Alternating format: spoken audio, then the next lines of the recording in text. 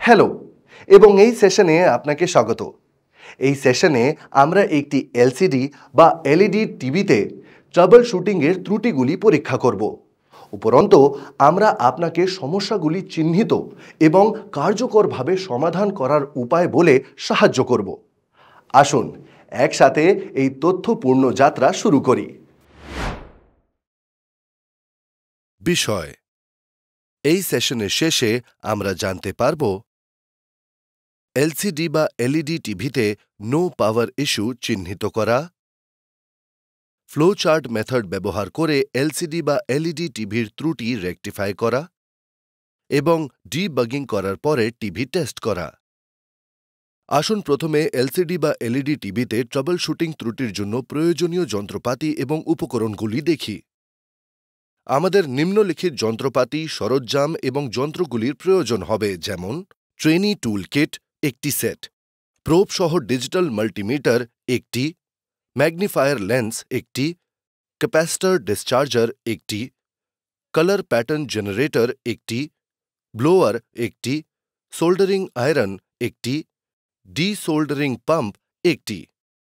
আমাদের নিম্নলিখিত উপাদানগুলোর প্রয়োজন হবে: ইলেকট্রোস্ট্যাটিক ডিসচার্জ শিট একটি, সফট ক্লথ দুটি, এইচডিএমআই কেবল দুটি, আরসিএ কেবল 3RCA 3RCA একটি সেট, অপটিক্যাল কেবল SPDIF একটি, কোএক্সিয়াল কেবল 2RCA 2RCA একটি সেট, ক্লিনিং ব্রাশ একটি, আইপিএ ক্লিনিং সলিউশন একটি বোতল, ফিউজ একটি। প্রথমে ত্রুটি চিহ্নিত করতে এলসিডি বা এলইডি টিভি টেস্ট করে দেখা যাক। টিভির ট্রাবল শুটিংয়ের জন্য প্রয়োজনীয় সমস্ত যন্ত্রপাতি এবং উপকরণ প্রস্তুত রাখুন। টেস্টিং টেবিলে টেলিভিশনের পজিশনিংয়ের মাধ্যমে শুরু করুন। এখন টেলিভিশনে পাওয়ার দেওয়ার জন্য রিমোট কন্ট্রোল ব্যবহার করুন। রিমোট কন্ট্রোলার ব্যবহার করে টিভি সুইচ অন করুন। তারপর ফ্যাক্টরি রিসেট রিমোট ব্যবহার করে বিভিন্ন প্যাটার্ন চেক করুন। এলইডি ইন্ডিকেটরের জন্য টিভির ফ্রন্ট প্যানেলটি পর্যবেক্ষণ করুন।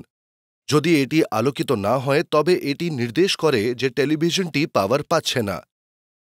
এখন স্ক্র্যাচ বা ক্ষতি থেকে টেলিভিশনের স্ক্রিনকে রক্ষা করার জন্য রিপেয়ার টেবিলে একটি নরম নন অ্যাব্রেসিভ কাপড় রেখে শুরু করুন।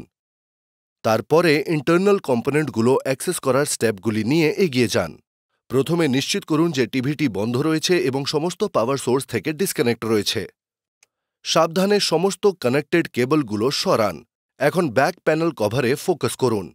সমস্ত স্ক্রু চিহ্নিত করুন যা এটিকে আটকে রাখে। একটি উপযুক্ত স্ক্রু ড্রাইভার দিয়ে পদ্ধতিগতভাবে প্রতিটি আনস্ক্রু করুন। সেগুলিকে পরবর্তীতে রিঅ্যাসেম্বলিং করার জন্য নিরাপদে সংরক্ষণ করুন। সমস্ত স্ক্রু খুলে ফেলার পরে ব্যাক প্যানেল কভারটি আলতো করে তুলে নিন। এখানে একটা সেফটি টিপ দেওয়া হলো। কোনো ইন্টারনাল কম্পোনেন্ট বা কেসিংয়ের ক্ষতিকে এড়াতে এটি সাবধানে করার পরামর্শ দেওয়া হয়। এরপর আসুন ট্রাবল শুটিং প্রসিডিওরে যাই। ব্যাক কভারটি সরানোর পরে আমরা এখন এলসিডি বা এলইডি টিভির বিভিন্ন ইন্টারনাল সেকশন পর্যবেক্ষণ করতে সক্ষম হয়েছি। Power supply board, main board এবং কানেকশন কেবল সহ ইন্টারনাল কম্পোনেন্টগুলোর বিন্যাস এবং অবস্থা দৃশ্যতভাবে পরিদর্শন করার জন্য কিছুক্ষণ সময় নিন। সিস্টেমটিকে ট্রাবল শুটিংয়ের জন্য আমাদের গাইড করার জন্য প্রদত্ত ফ্লো চার্ট পড়ুন। এর জন্য মাল্টিমিটারকে কন্টিনিউটি মোডে সেট করুন। কর্ডকে প্লাগ ইন করুন এবং প্রতিটি প্রান্তে একটি প্রোব স্পর্শ করুন। একটি বিপ শুনুন বা লো রেজিস্ট্যান্সের জন্য চেক করুন। এটি কর্ডের সঠিক কার্যকারিতা নির্দেশ করে। আমাদের প্রাথমিক টেস্ট নিশ্চিত করে যে পাওয়ার কর্ডটি কার্যকারী আর ও ট্রাবল শুটিং স্টেপের জন্য একটি সলিড ভিত্তি স্থাপন করে।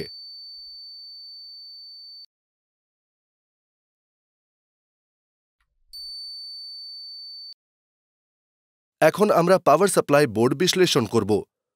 প্রথমত টেলিভিশনের ইন্টারনাল লেআউটের মধ্যে পাওয়ার সাপ্লাই বোর্ড চিহ্নিত করুন।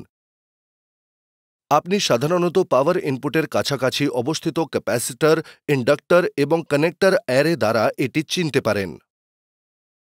একবার চিহ্নিত হয়ে গেলে বোর্ডের সাথে সংযুক্ত দুটি মেন কেবল সাবধানে আলাদা করুন।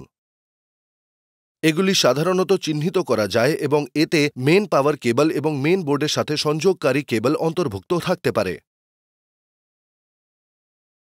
এখানে একটা সেফটি টিপ দেওয়া হলো। নিশ্চিত করুন যে কোনো ক্ষতি এড়াতে আপনি আলতোভাবে এগুলি ডিসকানেক্ট করেছেন। ফুললি চার্জড ক্যাপাসিটরের কারণে সাবধানে বোর্ডটি হ্যান্ডেল করুন।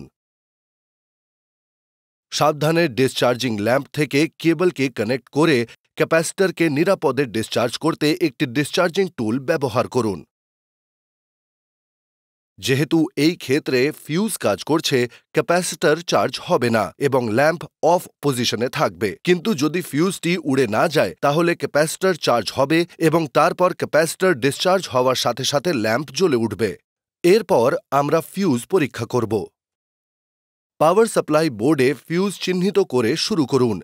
এটি সাধারণত একটি ছোট সিলিন্ড্রিক্যাল কম্পোনেন্ট, প্রায়শই গ্লাস বা সিরামিকের হয়, যার উভয় প্রান্তে মেটাল ক্যাপ থাকে। ফিউজ টেস্ট করার জন্য আমরা কন্টিনিউটি মোডে মাল্টিমিটার সেট ব্যবহার করব। এই সেটিং ফিউজের কন্টিনিউয়াস ইলেকট্রিক্যাল পথ আছে কিনা তা নির্ধারণ করতে সাহায্য করে। ফিউজের উভয় প্রান্তে মাল্টিমিটারের প্রোব সংযুক্ত করুন। একটি কার্যকারী ফিউজে মাল্টিমিটারকে 1 থেকে 0-তে পরিবর্তন রেজিস্টার করতে হবে। একটি বিপিং সাউন্ডের সাথে কন্টিনিউটি নির্দেশ করে। যাই হোক, আমাদের দৃশ্য মাল্টিমিটার যদি কোনো শব্দ ছাড়াই এক ডিসপ্লে করতে থাকে তাহলে এটি ফিউজের মধ্যে সার্কিটে ব্রেক নির্দেশ করে। এই অবস্থা নির্দেশ করে যে ফিউজ উড়ে গেছে এবং এর রিপ্লেসমেন্ট প্রয়োজন।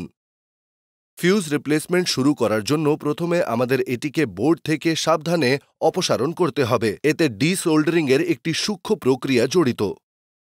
আলতো করে গলাতে একটি সোল্ডারিং আয়রন ব্যবহার করুন এবং সার্কিট বোর্ডের সাথে ফিউজ সংযুক্ত সোল্ডারিংটি সরান। এখানে একটা সেফটি টিপ দেওয়া হলো। নিশ্চিত করুন যে আপনি আশেপাশের কম্পোনেন্টগুলোর ক্ষতি এড়াতে সঠিকভাবে তাপ প্রয়োগ করেছেন। একবার সোল্ডারটি সরানো হলে আপনি পুরনো ফিউজটিকে তার অবস্থান থেকে তুলতে পারেন।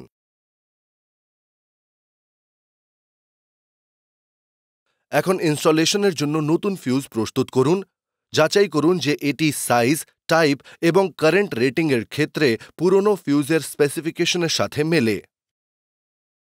সার্কিট প্যাডের সাথে সঠিক প্রান্তিককরণ নিশ্চিত করে বোর্ডে নতুন ফিউজ রাখুন।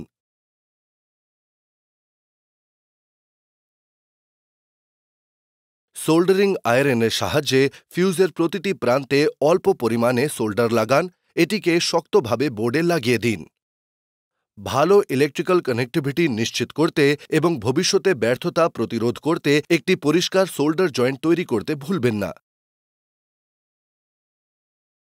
এখন আসুন আমরা একটি মাল্টিমিটার ব্যবহার করে পাওয়ার সাপ্লাই বোর্ড কাজ করছে তা চেক করে দেখি। সুতরাং একটি ম্যাগনিফাইং গ্লাস ব্যবহার করে এলসিডি বা এলইডি টিভিতে যাওয়ার কেবলের কানেক্টরের কাছে ডিসক্রিপশনটি পরীক্ষা করুন। নিশ্চিত করুন যে নির্দেশিত ভোল্টেজ টিভির জন্য প্রয়োজনীয় স্পেসিফিকেশনের সাথে মেলে। চেক করার সময় কেবলের শেষে একই ভোল্টেজ দৃশ্যমান হওয়া উচিত। এলসিডি বা এলইডি টিভির পাওয়ার সাপ্লাই বোর্ডের সাথে এসি সকেটটি কানেক্ট করুন এবং এটিতে পাওয়ার অন করুন। যথাযথ কার্যকারিতা নিশ্চিত করতে বিভিন্ন ভোল্টেজগুলি সাবধানে দেখুন এবং টেস্ট করুন। ভোল্টেজ মোডে একটি মাল্টিমিটার ব্যবহার করে পাওয়ার সাপ্লাই বোর্ডের প্রতিটি টার্মিনালে প্রোবগুলি রাখুন এবং রিডিং সাবধানে রেকর্ড করুন। যদি কোনো টার্মিনাল 0-র কাছাকাছি ভোল্টেজ রিডিং দেখায় তাহলে এটি পাওয়ার সাপ্লাই বোর্ডে রিপ্লেসমেন্টের প্রয়োজনীয়তা বোঝায়। পাওয়ার সাপ্লাই বোর্ড টেস্টিংয়ে শুধুমাত্র 3.5 ভোল্টের পিনগুলি অ্যালাইভ থাকে। এরপরে মেইন বোর্ডের পুঙ্খানুপুঙ্খ পরিদর্শন করতে এগিয়ে যান। পাওয়ার সাপ্লাই বোর্ডের সাথে মেইন বোর্ড এবং ব্যাক লাইট কেবল সংযুক্ত করুন। তারপরে এসি সকেটটিকে পাওয়ার সাপ্লাইয়ের সাথে কানেক্ট করুন এবং এটিকে সুইচ অন করুন।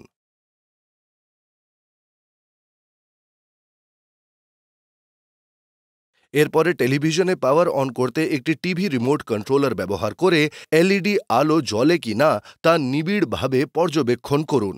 এলইডি এর অ্যাক্টিভেশন মেইন বোর্ডের সঠিক কার্যকারিতা একটি নিশ্চিতকরণ হিসাবে কাজ করে যে কোনো সম্ভাব্য পাওয়ার সম্পর্কিত সমস্যাগুলি বাতিল করে। কখনো কখনো আপনি আগের ট্রাবল শুটিং স্টেপ সম্পূর্ণ করার পরেও একটি নো ডিসপ্লে ইস্যুর সম্মুখীন হতে পারেন। এই ধরনের ক্ষেত্রে আরও নির্ণয়ের জন্য একটি সিস্টেম্যাটিক গাইড হিসাবে প্রদত্ত ফ্লো চার্ট দেখুন। 24 ভোল্ট সহ সমস্ত ভোল্টেজ নিশ্চিত করে পাওয়ার সাপ্লাই বোর্ডের কার্যকারিতা নিশ্চিত করে শুরু করুন। যদি পাওয়ার সাপ্লাই বোর্ড সঠিকভাবে কাজ করে তাহলে ফ্রন্ট প্যানেলে থাকা পাওয়ার বাটনটির কার্যকারিতা দেখে এগিয়ে যান। খারাপ হলে রিপ্লেস করুন।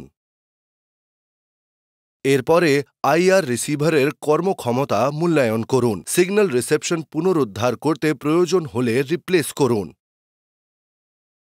সবশেষে টিভি স্টার্টআপের সুবিধার্থে সমস্ত কানেকশন যে সঠিকভাবে সুরক্ষিত আছে তা নিশ্চিত করে ক্ষতি বা ত্রুটির কোনো লক্ষণের জন্য মেইন বোর্ড যাচাই করুন। পূর্ববর্তী সমস্ত টেস্ট টিভির সঠিক অপারেশনকে নিশ্চিত করার সাথে আত্মবিশ্বাসের সাথে উপসংহারে পৌঁছানো যেতে পারে যে ডিভাইসটি সর্বোত্তম কাজের অবস্থায় রয়েছে। এখন আসুন টিভিটি অ্যাসেম্বল এবং টেস্ট করি। টিভিতে ব্যাক কভারটি নিরাপদে সংযুক্ত করতে একটি স্ক্রু ড্রাইভার ব্যবহার করুন। স্টেবিলিটি নিশ্চিত করতে টিভিটিকে টেবিলের ওপর সোজা পজিশন করুন। যাচাই করুন যে স্ক্রিনে প্রদর্শিত নির্দেশগুলি সঠিক সঙ্গতিপূর্ণ সিলেকশন করতে ফ্যাক্টরি রিসেট রিমোট ব্যবহার করুন। এটি আমাদের এই সেশনের শেষে নিয়ে আসে।